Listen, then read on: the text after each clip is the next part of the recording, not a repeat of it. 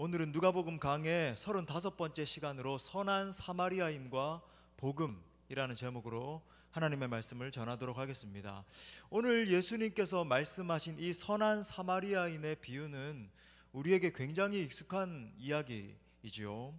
주일학교 때도 많이 들었고 또 우리가 영국으로도 많이 했었습니다. 그리고 심지어 불신자들도 많이 알고 있고, 또 신문 사설 같은데 선한 사마리아인의 비유가 어쩌고 저쩌고 하면서 이렇게 사설에 기고도 하고. 근데 이제 가장 잘못 해석되고 오해되는 이야기 중에 하나입니다. 무슨 말인가? 여러분, 이 비유는 복음의 핵심을 담고 있는 중요한 비유예요. 그러니까 여러분, 이 비유는 구원에 대한 이야기입니다. 여러분, 시작점을 한번 보세요. 25절 말씀에 보니까 율법 교사가 예수님께 와서 뭐라고 그랬냐면, 내가 무엇을 하여야 영생을 얻으리까? 라고 이제 질문합니다. 이 질문에 대한 대답으로 하신 비유가 바로 오늘 말씀이에요. 우리가 흔히 알고 있는 것처럼 선한 사마리아인처럼 남을 많이 도와야 된다, 그래야 칭찬받는다, 이런 이야기가 아닙니다. 여러분, 이 비유에는 복음이 들어있습니다. 천국과 지옥이 들어있어요. 여러분, 그렇기 때문에 우리가 반드시 직면해서 깨달아 알고 우리의 중심의 메시지로 삼고 변화를 받아야 되는 거죠. 그래서 여러분, 오늘은 이 예수님이 말씀하신 이 비유를 통해서 참된 복음의 이 비밀이 무엇인지, 이 말씀 가운데 담겨있는 복음의 비밀이 무엇인지 우리가 먼저 살펴보길 원하고, 두 번째로는 과연 그렇다라고 한다면 우리가 무엇을 실천해야 되는지, 크게 이제 두 가지로 살펴보면서 함께 은혜를 나누겠습니다. 자, 첫 번째는요, 복음의 정수를 만날 수 있어요. 이 본문에서 제가 이렇게 썼습니다. 첫 대지의 제목을 복음의 정수를 만나다, 마치 무슨 시의 제목처럼. 자, 비유를 제대로 해석을 하려면 이 비유를 푸는 키포인트를 발견을 해야 됩니다. 자, 29절이 사실은 핵심이에요. 자, 29절 말씀 다시 한 번 더 읽겠습니다. 시작. 그 사람이 자기를 옳게 보이려고 내 이웃이 누구니까? 자, 왜 29절 말씀이 핵심인가? 자, 율법 교사가 내가 뭘 해야지만이 영생을 얻을 수 있습니까? 라고 질문을 했습니다. 이 질문을 들으신 예수님이 율법에 뭐라고 적혀 있느냐라고 다시 한 번 더 반문하면서 질문을 하셨어요. 이때 율법 교사가 잘 대답했습니다. 뭐라 그랬냐면, 내 마음을 다하고 목숨을 다하고 힘을 다하고 뜻을 다하여 주 너의 하나님을 사랑하고 내 이웃을 내 자신같이 사랑하라고 그렇게 말했습니다 라고 대답을 했어요. 이때 예수님께서 뭐라 그러셨냐면, 내 대답이 옳다, 너 정말 잘 대답했다, 그렇게 행하라, 그러면 살 것이다, 이렇게 말씀했어요. 근데 이 예수님의 이 대답이 율법 교사의 마음을 불편하게 만들었습니다.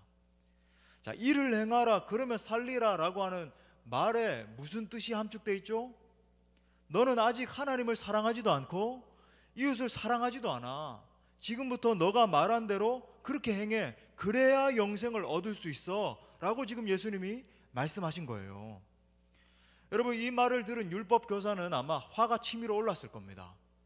그렇잖아요. 왜냐하면 여러분 보세요. 이 사람의 지금 직분이 뭐죠? 율법 교사예요. 율법 교사입니다. 율법을 가르치는 사람, 율법을 어떤 대표하는 사람 중에 한 사람이라고 하는 거예요. 그러니까 율법의 대표자에게 지금 예수님 뭐라 그러셨냐면, 너는 율법을 행하지 않는 사람이야, 너는 아직까지 구원받지 못한 사람이야 라고 말했으니까 얼마나 화가 나나요.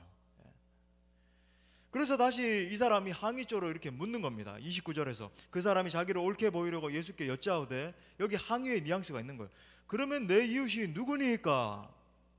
여러분, 이 말씀이, 여러분, 이 물음이 본문을 해석할 수 있는 키포인트의 말씀이에요. 자, 여기서 우리가 생각해야 되는 두 가지 중요한 점이 있습니다. 첫 번째는요, 먼저 우리가 이 하나님을 사랑하는 것에 대해서 생각을 해봅시다. 하나님 사랑, 이웃 사랑이 구원받는 비결이라고 하셨으니까, 영생의 비결이라고 하셨으니까 생각해봐요. 자, 지금 예수님께서 영생을 얻기 위해서는 그냥 적당히 하나님 사랑하면 된다라고 말씀하시지 않았어요. 그렇죠? 그냥 교회에 왔다 갔다 하면서 일주일에 몇 번 주님 사랑합니다, 주님 찬양합니다 고백하면 된다라고 말하지 않으셨습니다. 예수님께서는 너가 정말로 영생을 얻으려면 내 마음을 다하고 목숨을 다하고 힘을 다하고 뜻을 다해서 하나님을 사랑해야 돼 라고 지금 말씀을 하셨어요. 여러분은 정말 내 마음과 목숨과 힘과 뜻을 다해서 하나님을 사랑하십니까? 우리는 항상 이 말씀에 정확하게 직면하지 않으려고 하는 어떤 숨은 성향이 있어요. 우리가 그래요. 말씀에 정확하게 직면하는 게 아니라 말씀을 그냥 대충 이렇게 뭉뚱그려서 이렇게 받아들이는 그런 경향이 있는 겁니다. 여러분, 이 말씀의 의미를 명확하게 하기 위해서 제가 몇 가지 질문을 여러분에게 던져보겠습니다. 내 마음을 다해서 사랑해야 된다라고 말씀하셨는데, 여러분은 여러분의 자녀들보다 하나님을 더 사랑하십니까? 정말로 그냥 표어가 아니라 진짜 여러분 자녀들보다 하나님을 여러분 더 사랑하세요? 목숨을 다해서 사랑해야 된다라고 말씀하셨는데, 여러분은 하나님의 영광과 그의 나라를 위해서 목숨을 버릴 준비가 되셨습니까? 여러분 진짜 죽을 수 있어요, 하나님 위해서? 자, 힘을 다해서 사랑해야 된다라고 하셨는데, 여러분은 여러분 정말 삶 가운데서 사력을 다해서 하나님의 영광을 추구하고 계십니까? 또 뜻을 다해야 된다라고 하셨는데, 이것에 대해서는 이렇게 질문을 해보겠어요. 여러분이 아무도 방해받지 않는 혼자 있는 공간에 이제 혼자 있다라고 생각을 해봅시다. 뭐 여러분 집일 수도 있고, 출장을 가면 뭐 호텔 방일 수도 있고, 그렇게 혼자 있는데 여러분의 마음과 생각이 어디로 향하십니까? 여러분 본능적으로 뭘 생각하고 뭘 하고 싶어지세요? 그때 저절로 가는 내 생각이 내 하나님입니다. 내 종교예요. 여러분 정말 마음과 뜻을 다해서 내가 하나님을 사랑한다라고 한다면요, 그때 여러분은 하나님을 찾게 되어 있습니다. 왜 그렇나요? 하나님의 말씀을 펼치고 하나님 앞에 기도하기 시작할 거예요. 왜냐하면 세상에서 그것이 가장 좋고, 그것을 할 때 가장 기쁘고, 그것이 나에게 가장 가치 있는 일이기 때문에 그렇게 하게 되는 거예요. 여러분, 이 질문들이 무엇을 의미하는지 아십니까? 사실 세상에서 하나님을 정말로 사랑하는 사람은 단 한 사람도 없다라고 하는 것입니다. 여러분 충격적인 말씀 아니에요? 그 누가 내 마음과 목숨과 힘과 뜻을 다해서 여러분 하나님을 사랑할 수 있습니까? 혹시 우리 중에 이것이 가능하다라고 생각하는 사람이 있다라고 한다면 둘 중에 하나예요. 위선자이거나 아니면 복음에 대해서 전혀 모르는 사람이거나 둘 중 하나입니다.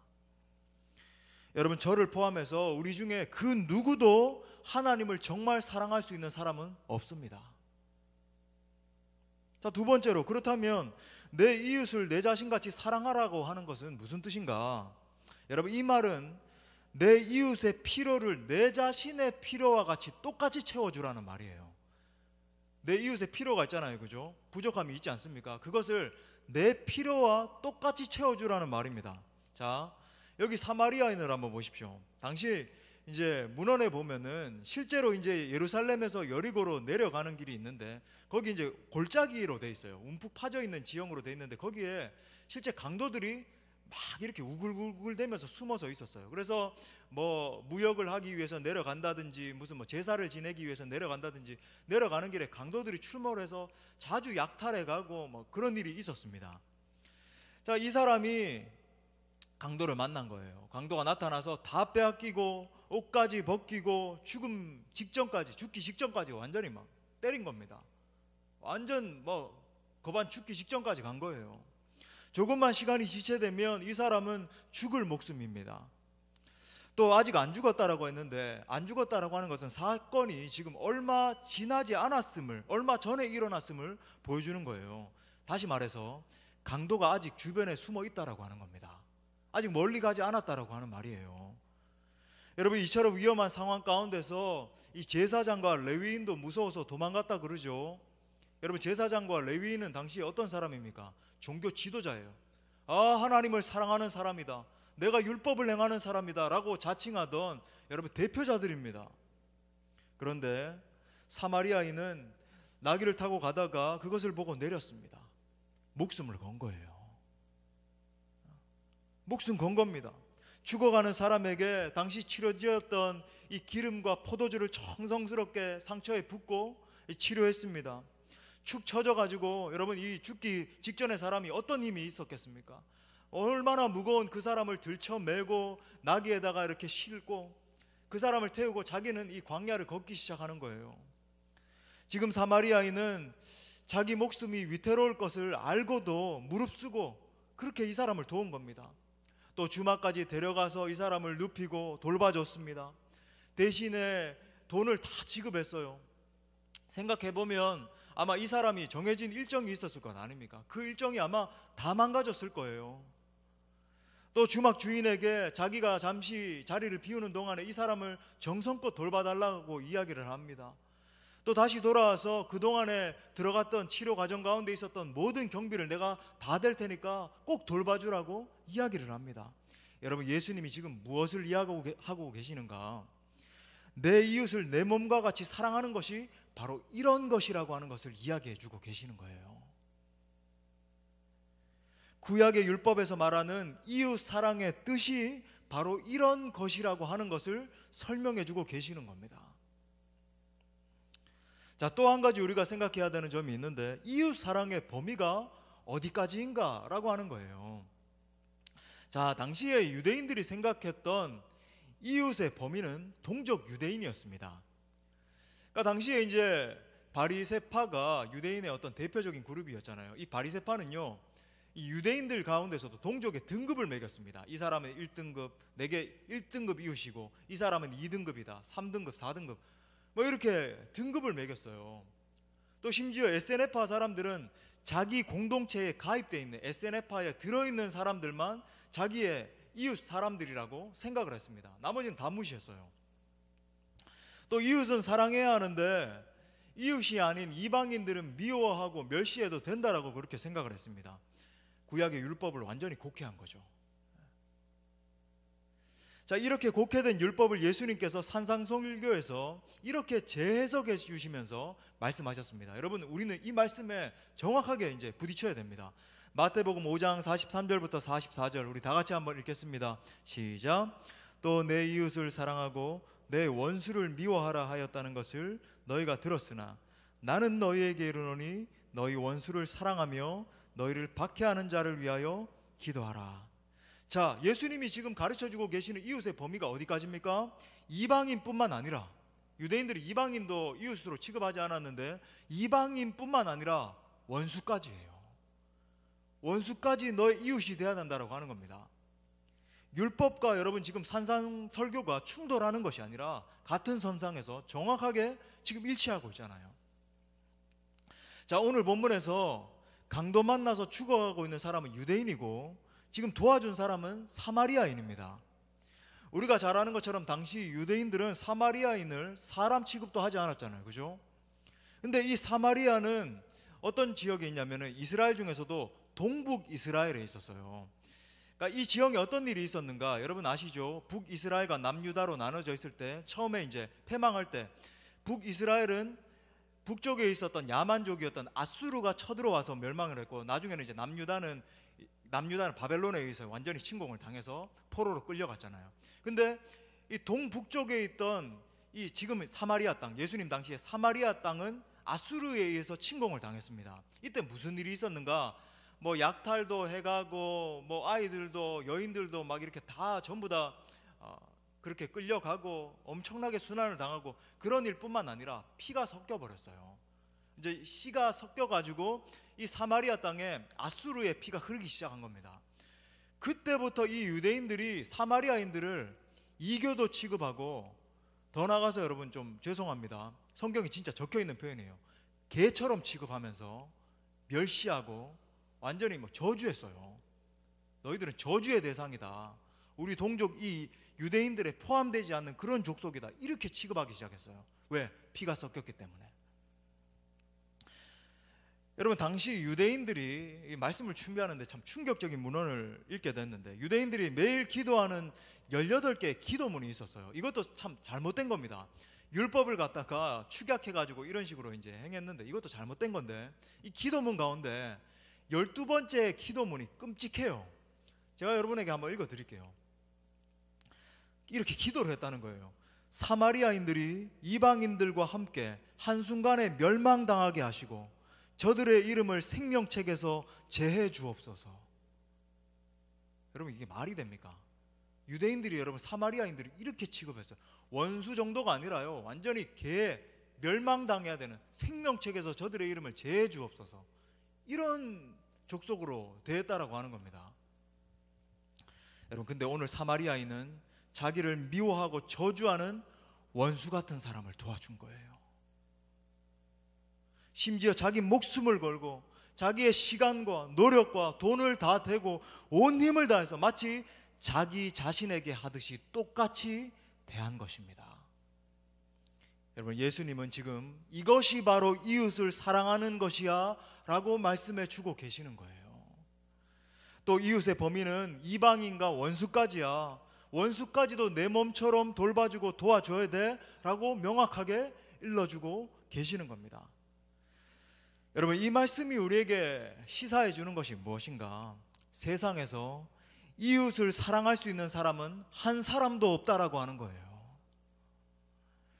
우리 스스로는 한 사람도 하나님을 사랑할 수 없고 한 사람도 이웃을 사랑할 수 없습니다.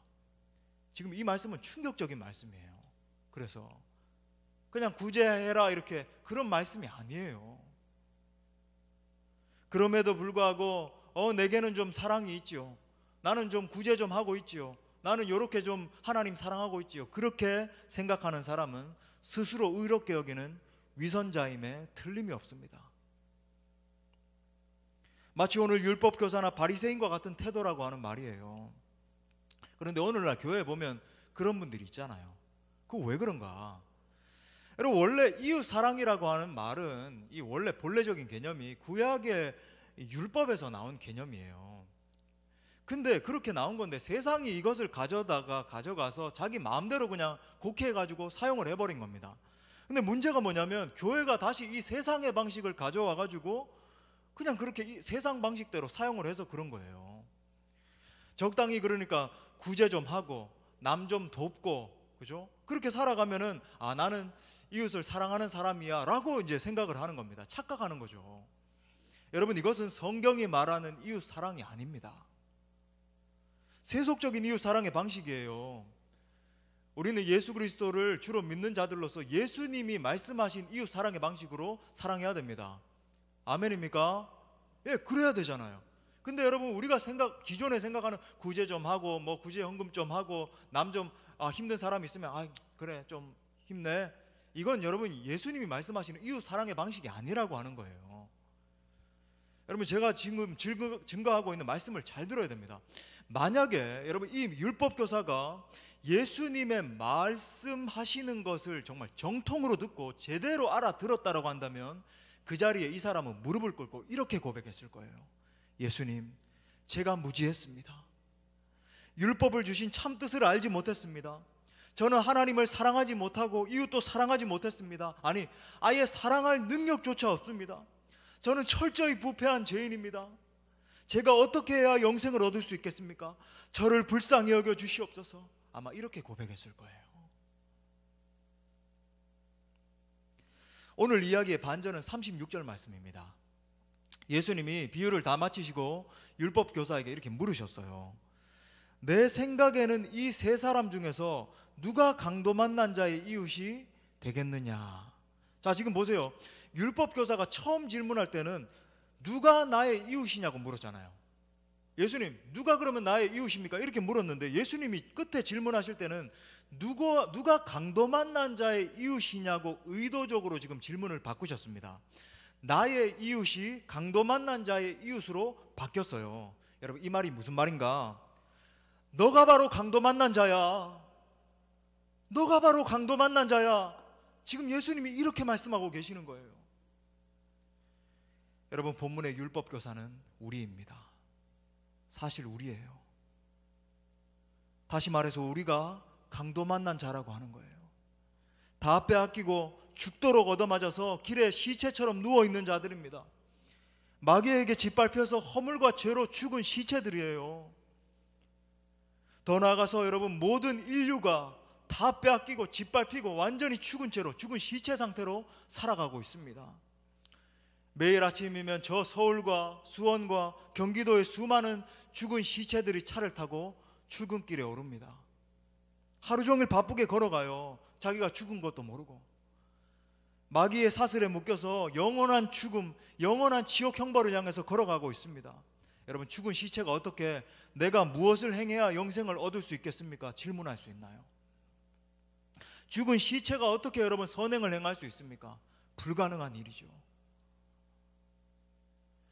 여러분, 구원은 전적으로 하나님의 은혜입니다. 나는 죽은 시체처럼 길거리에 완전히 누워있는데 모든 소망을 잃어버리고 나는 이제 죽었구나, 시간이 조금만 가면 죽는데 사랑의 하나님이 내게 다가오신 거예요. 거반 죽어있는 내게 손을 내밀어 주신 겁니다. 죽은 나를 살려주신 거예요. 에베소서 2장 4절부터 7절에서 사도 바울이 이 놀라운 은혜와 사랑에 대해서 이렇게 증거합니다.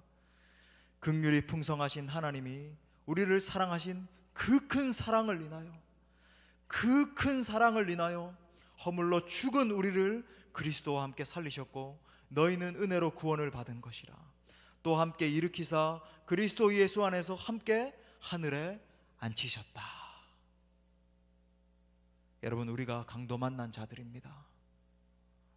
우리는 하나님과 이웃을 사랑할 수 있는 능력이 없어요. 근본적으로 여러분 없습니다. 그래서 여러분, 우리는 철저히 복음이 필요한 자들인 겁니다. 여러분, 이 사실을 깨달으시고 오직 예수 그리스도 십자가와 하나님의 은혜만 붙들 수 있기를 간절히 바랍니다.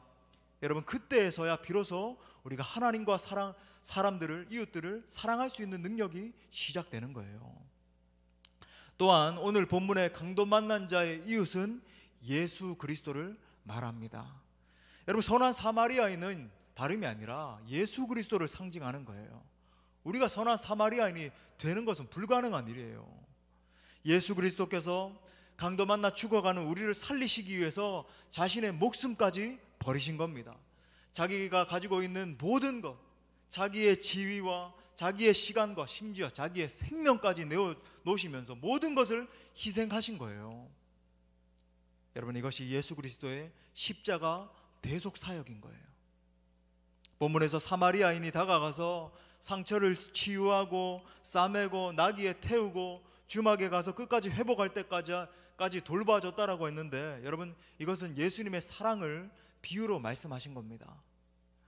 바로 강도 만난 우리의 참 이웃은 예수 그리스도이십니다. 그분이 우리를 위해서 피 흘려 주신 거예요.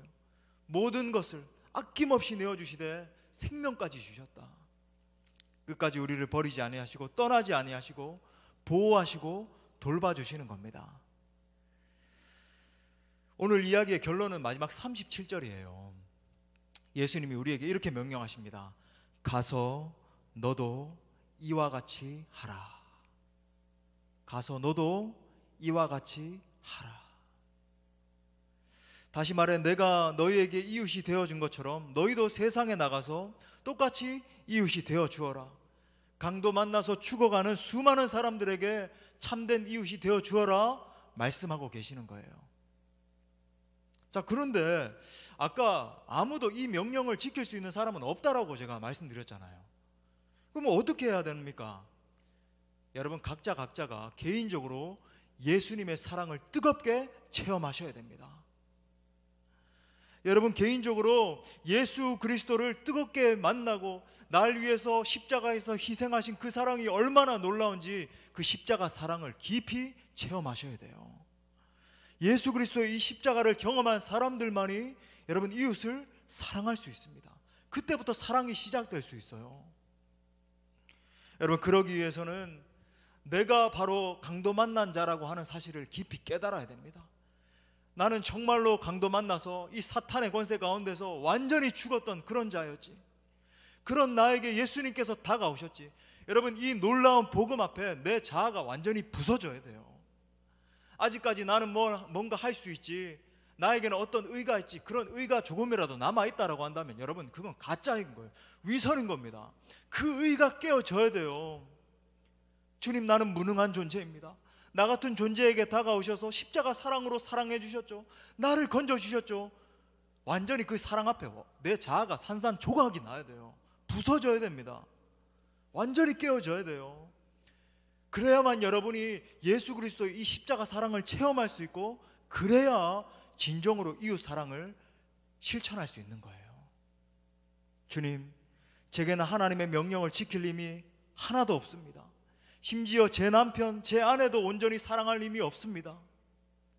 오늘도 제 눈을 뜨게 하셔서 예수 그리스도 십자가 사랑을 깨닫게 해주세요. 성령으로 말미암아 그리스도의 사랑이 제 마음 가운데 충만하게 부음받게 해주세요. 그렇게 간절히 기도하셔야 됩니다. 이렇게 기도하며 나아갈 때에 진정으로 이 사랑의 명령에 순종하는 여러분 모두와 교회로 서게 될 줄 믿습니다. 자, 마지막 큰 두 번째로, 그러면 어떻게 실천할 것인가? 이 사랑을 어떻게 실천할 것인가? 예수님의 명령인 이웃 사랑을 실천하기 위해서는 여러분 우리가 어떻게 해야 될까요? 먼저는 제가 아까 말씀드린 것처럼 온 교회가 이 예수 그리스도의 피 묻은 십자가 복음을 깊이 경험해야 됩니다. 여러분 각자가요. 정말로 날 살리신 예수님의 그 놀라운 은혜를 깊이 깨닫고 감사 감격하고 그 복음 앞에 완전히 꼬꾸라져야 돼요. 나아가서 그 복음의 정신을 이웃에게 실천해야 됩니다. 자, 그렇게 하기 위해서 다시 한 번 더 제가 짚고 넘어가야 될 점이 있습니다. 서두에 제가 이야기한 것처럼 이 비유는 구원에 대한 이야기라고 제가 말씀을 드렸죠.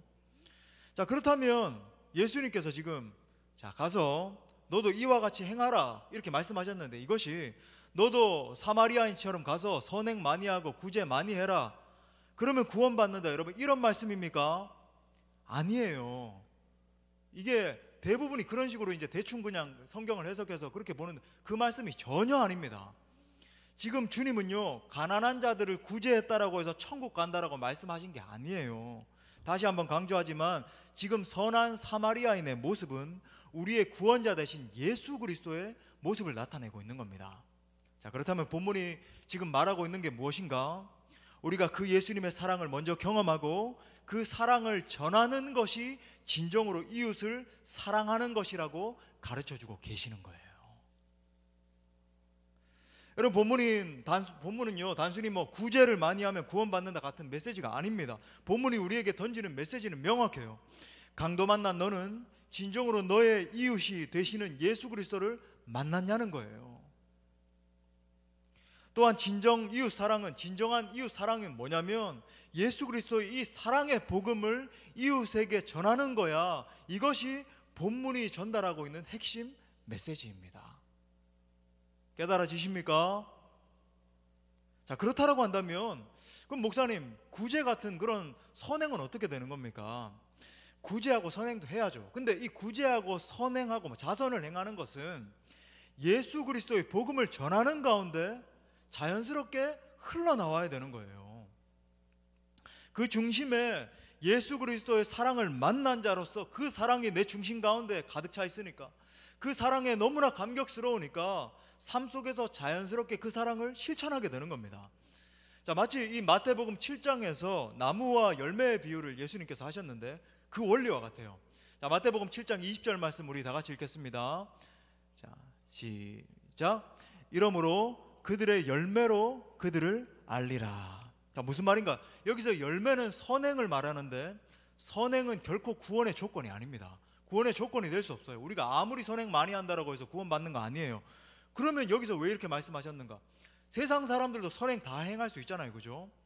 근데 여기서 말하는 메시지는 생명이 있는 나무는 반드시 생명을 전하는 삶으로 나오게 된다라고 하는 거예요.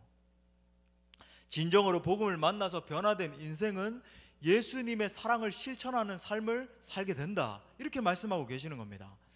여러분, 우선순위를 헷갈리시면 안 됩니다. 오늘날 이 소위 진보적인 교회들을 보게 되는데, 이런 교회들은 이제 선교한다라고 말하면서 뭐 구제 사역하고 병원 만들고 학교 사역 같은 거 하고 그런 것만 하고 복음을 전하지 않아요. 실제로 복음을 전할 필요 없다, 이런 사역하면서 삶에서만 은근히 이렇게 나타내면 된다, 이런 식으로 주장을 합니다. 여러분, 그것은 전도도 아니고 선교도 아닙니다.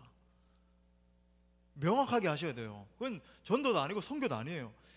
예수 그리스도만이 진리이십니다. 예수님 믿지 않으면 지옥 갑니다 이렇게 말을 하면 이 사람들 뭐라 그러냐면 상대방 문화를 배려하지 않는 그런 행위라고 말해요. 그런 귀에 거슬리는 복음은 전하면 안 된다라고 이야기를 합니다. 여러분, 그렇지 않습니다. 생각해 보세요. 정말로 그 사람을 사랑한다라고 한다면 지옥 권세에 놓여있는 그 사람을 건져내는 것이 진짜 사랑 아닙니까? 여러분, 생각해 보세요. 진짜 내 가족이 복음을 몰라서 죽어가고 있는데 그 사람을 진짜 사랑하는 것이 그 사람에게 먹을 거 조금 더 갖다 주고 조금 돌봐주고, 근데 복음은 전하지 않아요. 여러분, 그것이 사랑입니까? 진짜 내 사랑하는 어머니, 내 사랑하는 동생 있다라고 한다면 복음을 전하겠죠. 왜냐하면 복음을 알지 못하면 죽는다, 지옥 권세에 간다는 것을 알고 있으니까. 여러분, 그런 의미에서 복음 전파가 최고의 사랑입니다. 할렐루야. 복음 전파가 빠진 구제는요, 이웃 사랑이 아니에요. 소위 세상적인 방식의 이웃 사랑입니다. 한편 어떤 교회는 복음만 전하고 구제 사역은 하지 않는 것이 있습니다. 여러분, 그것도 잘못이에요. 왜냐하면 예수 그리스도의 사랑으로 진정 변화된 사람의 이 열매로 나타나는 것이 선한 행위이기 때문에 그런 것입니다. 하지만 여러분, 우선순위는 헷갈리시면 안 됩니다. 분명한 우선순위는 복음 전파입니다. 사망 권세에 놓여있는 자를 건져낼 수 있는 유일한 방법이 예수 그리스도의 피 묻은 복음을 전하는 것이기 때문에 그렇습니다. 그 다음에 선한 행위를 하는 거예요. 이것을 가르쳐서 이 두 가지를 실천하는 것을 이 총체적인 선교라고 이야기를 합니다. 그러므로 사랑하는 여러분, 우리는 총체적으로 전도하고 총체적으로 선교하는 사역을 적극적으로 실천해야 되는 것입니다. 어떤 의미에서는요, 과격하게 실천해야 돼요. 왜 그렇습니까? 우리를 사랑하신 예수님의 모습을 한번 보십시오. 오늘 사마리아인이 강도 만난 자를 여러분 어떻게 사랑했습니까? 자신의 전부를 내어주면서 사랑하지 않았냐고요. 심지어 목숨까지 내어주면서, 자기 목숨이 위태로운데 여러분, 예수님이 십자에 목숨을 내어주셨잖아요. 그렇게 사랑해 주셨잖아요. 그것이 십자가에 나타난 우리를 향하신 예수님의 사랑 아닙니까? 그리고 마지막에 예수님께서 이렇게 말씀하셨습니다. 가서 너도 이와 같이 하라. 만약 이웃을 사랑한다라고 하면서 저는 시간 나면 전도하겠습니다, 저는 여력이 있으면 선교하겠습니다, 나중에 은퇴한 다음에 내 삶 안정 보장받은 다음에 사역하겠습니다, 이렇게 말한다라고 한다면 여러분, 그것은 이웃 사랑이 아닙니다. 내 시간과 내 물질과 내 마음의 우선순위를 다해서 전도하고 선교하는 것이 이웃 사랑이에요. 내 자녀들 비싼 과외 다 시키고, 내 사고 싶은 거 다 사고, 내 먹을 거 배 터지게 다 먹고 한 다음에 남는 것으로 구제하는 것, 마치 무슨 거지 동냥하듯이 구제하는, 그건 여러분 이웃 사랑이 아닙니다. 성경이 말하는 이웃 사랑이 아니에요. 내 가진 최선을 다해서 선교지에 보내고 소외된 자들에게 나누어 주는 것, 그것이 여러분 이웃 사랑이라고 하는 거예요. 사랑하는 형제 자매 여러분, 그리스도인이라고 한다면 반드시 복음을 위해서 과격하게 이웃이 되어주는 삶을 살아야 합니다. 여러분의 영적인 눈을 떠서 온 세상을 한번 바라보십시오. 온 지구상의 모든 사람들이 우리가 정말로 이웃이 되어줘야 되는 그런 사람들로 가득합니다. 선교를 다녀보면 알게 되는데, 수많은 사람들이 이 귀신에게 눌려서 고통을 당하고 있고 저주 아래에서 신음하고 있다는 것을 여러분 두 눈으로 보실 수 있어요. 중동의 무슬림들이 여러분 이 모스크에 들어가 보면 아는데, 집단적으로 수천 명 수만 명이 모여서 알라에게 절을 하고, 심지어 자기 구원받자고, 자기가 더 많은 나중에 사후의 영화를 누리자고 테러를 일으키고, 이런 것들을 보면 기가 막혀요. 인도와 아시아 지역에서는 이 힌두교를 믿는 사람들이 완전히 이 잡신들에 매여가지고요, 여러분 인도 같은데 이렇게 가정집에 방문해 보면 온 집에 이 우상, 온갖 우상을 다 붙여놨어요. 시바 신이나 이런 신들을 막 붙여놓고 그걸 섬기는데, 이 귀신들이 득실득실하니까 저주가 임해서 전부 집안 사람들이 병에 시달리고 전부 다 여러 가지 가난과 질병과 비참해서 볼 수 없는. 제가 인도에서도 이렇게 복음을 전하면서 한 사역자의 집에 가게 됐는데, 참 우리 팀을 신실하게 잘 도와주던 젊은 사역자였어요. 당시에 이제 27이었는데 통역도 해주고 이런 분이었는데, 전도사님이었는데, 그 집에 갔는데 한 2평 정도 될까요? 거기에서 4명의 식구가 살고 자식 2명은 또 같이 살지 못해서 다른 집에다가 이렇게 보내놓고 살고 있고, 개미가 온 방에 버글버글, 시멘트 바닥입니다. 방도 뭐 우리처럼 뭐가 돼 있고 도배가 돼 있고 이런 집이 아니라 그냥 시멘트 바닥에 깔고 누워서 자는데 막 개미가 버글버글하고 주방 뭐 다 그냥 같이 있어요. 제가 그 집에 가보고 그 친구를 끌어안고 펑펑 울었습니다. 막 눈물이 쏟아지는 거예요. 옆에 있던 선교사님이 그만 울으라고 막 이렇게 말릴 정도로. 돌아오는 차 안에서도 제가 얼마나 울었는지. 여러분, 세상에 수많은 사람들이 복음을 알지 못하고 죄와 사망의 이 저주 아래 놓여서 죽어가고 있다고요. 이 모든 사람들이 우리가 이웃이 되어 사랑을 전해야 할 대상들입니다. 그들에게 예수 그리스도의 복음이 전해지면 영원한 고통과 절망에서 해방되고 자유케 되는 것입니다.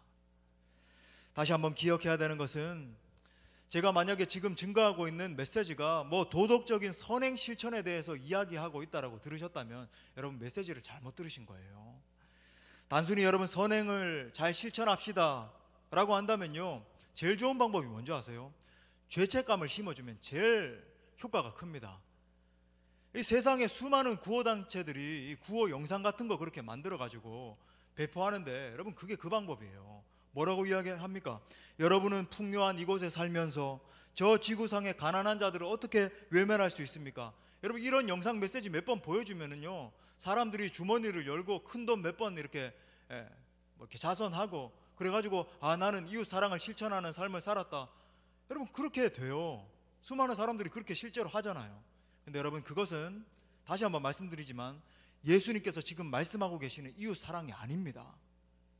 여러분 예수님의 사랑은 동기가 다른 사랑이에요. 강도 만나 거반 죽게 되었던 나, 완전히 죽어서 사망 상태에 놓여있던 나를 찾아오셔서 싸매시고 치유하시고 영원한 주의 자녀 삼아주신 그 은혜에 감사 감격해서 반응하면서 사랑하는 사랑이 바로 주님이 말씀하고 계시는 사랑인 겁니다. 그래서 여러분 중요한 것은 날마다 우리가 묵상과 기도하는 가운데 예수 그리스도의 사랑이 우리 가운데 체험돼야 된다고 하는 거예요. 날마다 예수 그리스도의 그 큰 사랑, 그 놀라운 은혜를 내 마음 가운데 가득가득 담아서 그 중심 가운데서 넘쳐 흘러야지만 여러분 우리가 이 사랑을 실천할 수 있다고 하는 겁니다.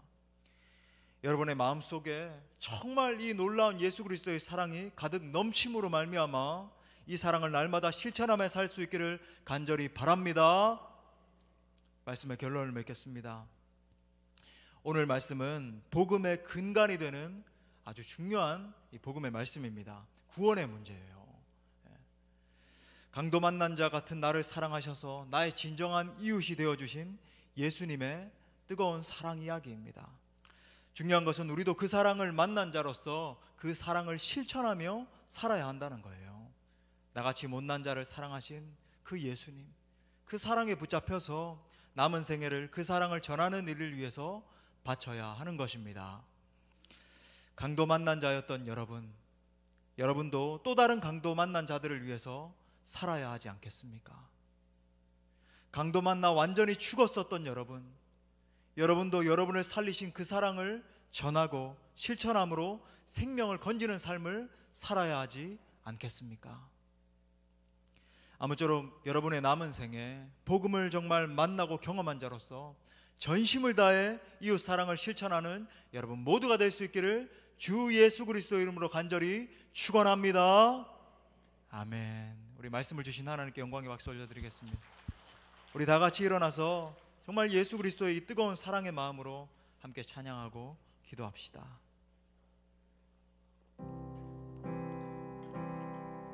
눈을 들어 하늘 보라, 눈을 들어 하늘 보라.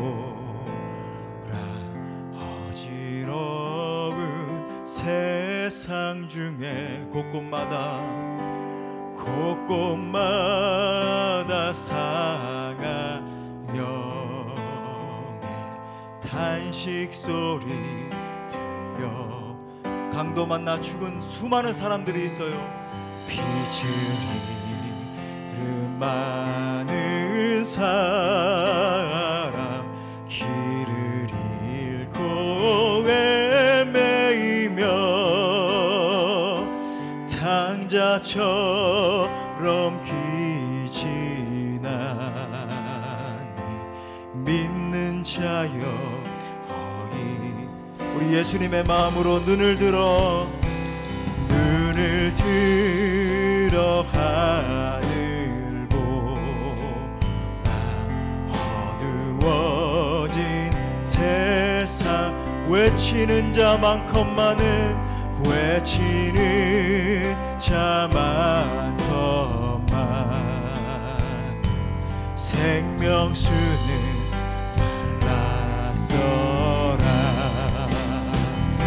죄를 대속하신 주님 선한 일꾼 찾으시나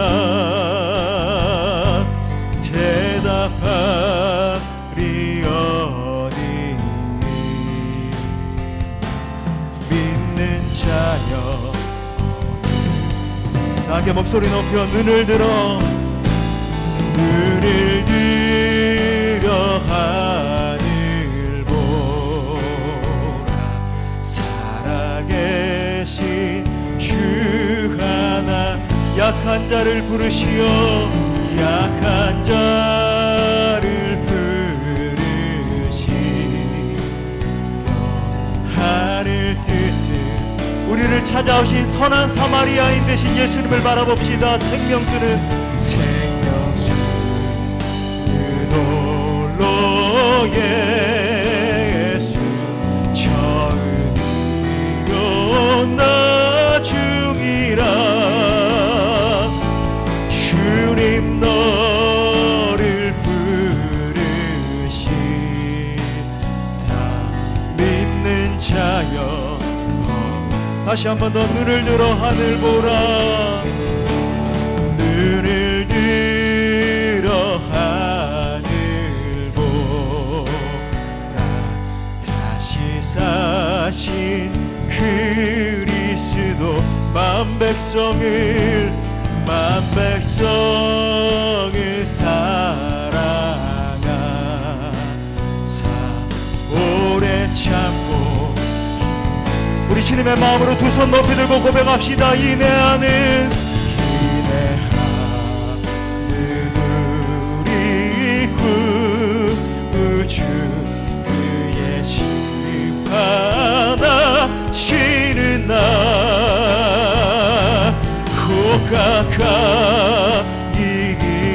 임하는 믿는 자여.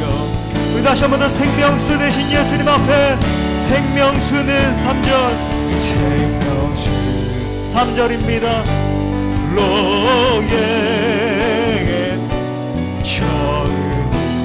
처음이요 나중이 주님 너를 부르신다. 주님 너를 부르신다.